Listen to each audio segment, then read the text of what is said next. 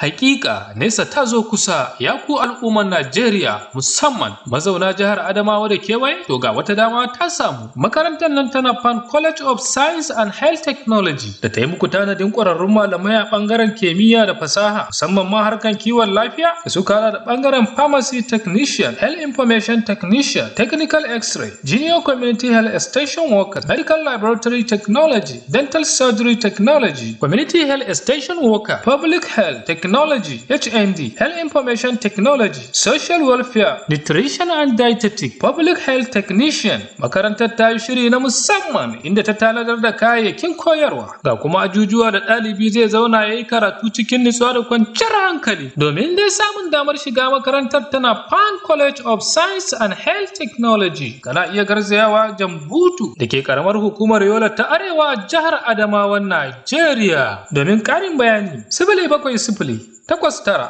ko 07038466510 ko 08142680500. NAFAN College of Science and Health Technology masu tafiya daidai da zamani.